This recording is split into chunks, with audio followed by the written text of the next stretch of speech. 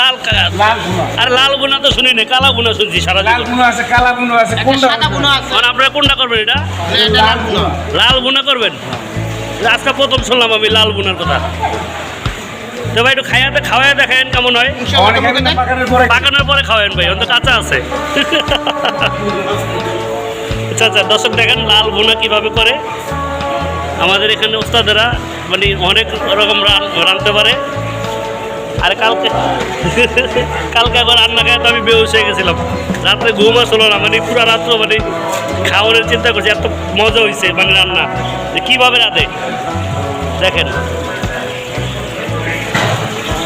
যে লাল গরু মাংস বোনা, সারা জীবন শুনছি কালা বোনা। মশলা দিতেছে, সব মশলার উপকরণ দিচ্ছে।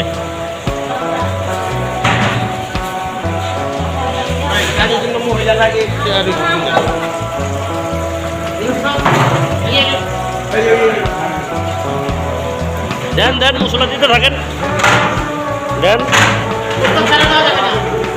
ওস্তাদ দেবো।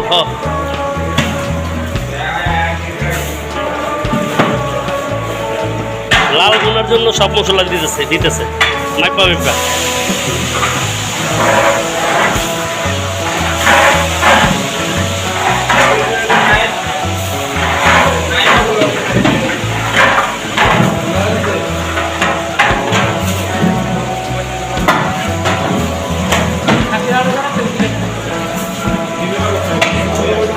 ওস্তাদ আপনার নামটা জানি কি? আমার নাম আবুল কালাম আজাদ। একটু জোরে কর না, লাল বোনা তো বানাইতেছে। কর না কি? আচ্ছা আচ্ছা ঠিক আছে।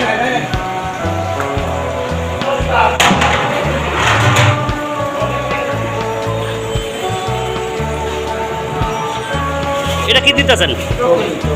হ্যাঁ, টক দই।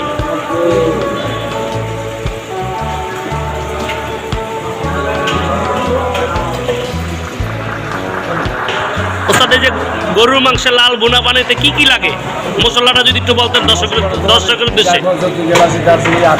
আসতে কোনো গাড়ির হেল্পার যাত্রী বলুন দেখতেছে। আবার কটি আস্তে আস্তে আস্তে আস্তে আবার অডিওটা মানে অডিয়েন্সরা বসতে সুবিধা হবে, আস্তে আস্তে বলেন কি লাগবে জোরে কর। লাগে তো হলুদ মরিচ, আদা রসুন, টক দই, দারচিনি, এলাচি, লং, দানা, জায়ফল, জৈত্রী। এটা দিয়া তারপর কি লাড়া দিতে হয়? পেঁয়াজ ভাজা দিয়া লাড়া দিতে হয়, তারপর আল্লাহ রাঁধতে হয়। হ্যাঁ, পরে পাকাইতে লাল বোনা হয়ে যায়। আচ্ছা আচ্ছা ঠিক আছে, লাল বোনার রেসিপিটা আমরা শিখলাম আর বাস্তবে দেখলাম। এই ভিডিওটা এই পর্যন্তই রাখলাম। আল্লাহ হাফেজ।